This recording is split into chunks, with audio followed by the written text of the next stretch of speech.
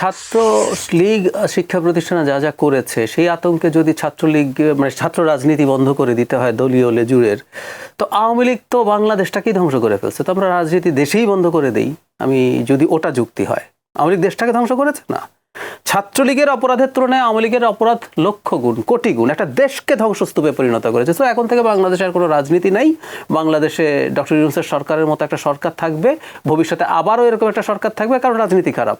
যুক্তিটা কিন্তু এইরকম হলো, একেবারেই এরকম। সো এগুলো কোনো যুক্তি নেই। এবং সাধারণ শিক্ষার্থী বলে যে বস্তুটা আমাদের সামনে আসে, মানে সাধারণ শিক্ষার্থী এত অর্গানাইজড হয়, তারা কিছু হলেই নেমে যেতে পারে, এত সিম্পল ব্যাপারগুলো এত সিম্পল না। ঘটনাটা হচ্ছে খুব সোজা।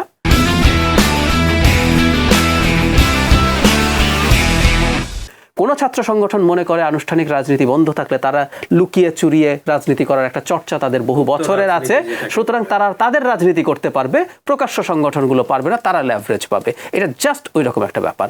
আর রাজনীতি আমাদের এখানে যে ফর্মে আছে, আমি ধরেন সারা পৃথিবীতে হয়তো দলীয় রাজনীতি নাই, কিন্তু ভারতে, আমরা ভারতের কথা যদি বলি, ভারতে তো দলীয় রাজনৈতিক ছাত্র সংগঠন আছে। জওহরলাল নেহরু ইউনিভার্সিটির ছাত্র নেতারা মানে সারা ভারতে খুবই সেলিব্রিটির মর্যাদা পান। জওহরলাল নেহরু ইউনিভার্সিটিতে কি জ্ঞান চর্চা হয় না? হয়তো। তো সেই জন্যই বলছি এটা আসলে মূলত ওই প্রবলেম না। হ্যাঁ, সমস্যার সংকট তৈরি হয়েছে, আমাদের রাজনীতিরই সংকট আছে, সুতরাং ওইটাকে বাতিল করার মাধ্যমে, নিষিদ্ধ করার মাধ্যমে এটা হতে পারে না।